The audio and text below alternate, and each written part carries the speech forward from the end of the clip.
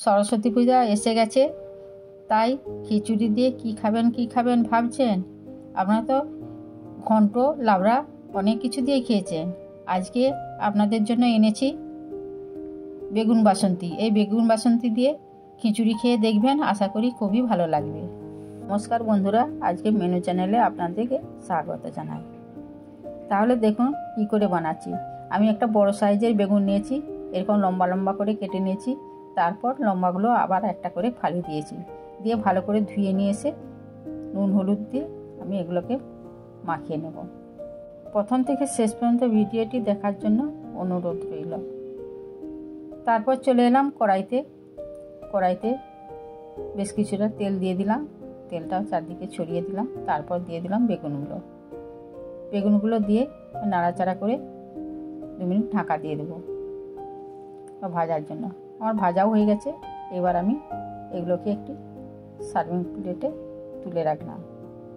তারপর আমি এখানে নিয়েছি টক দইটা নিয়েছি 2 চামচ, দিয়ে ফেটিয়ে ভালো করে রেখে দিলাম। তারপর আবার কড়াইতে তেল দিলাম 1 চামচ, দিয়ে দিলাম কালো জিরে আর কাঁচা লঙ্কা। সুগন্ধ উঠতেই দিয়ে দিলাম পোস্ত বাটাটা দিয়ে আমি ভালো করে একটু নেড়ে চেড়ে নিলাম। তারপর দিয়ে দিলাম ফেটিয়ে রাখা টক দই।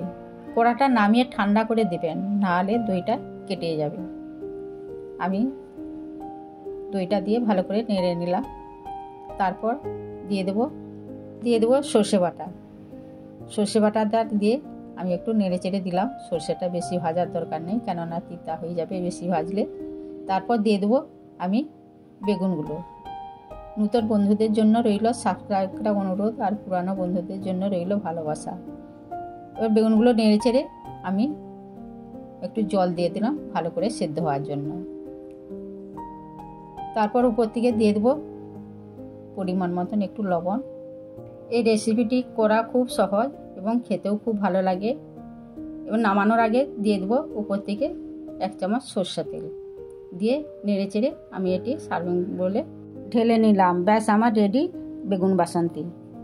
গরম ভাতে এবং লুচি, রুটি আর খিচুড়িতে খাবেন, খুবই ভালো লাগে। আমার ভিডিওটি ভালো লাগলে লাইক, কমেন্ট, শেয়ার করবেন।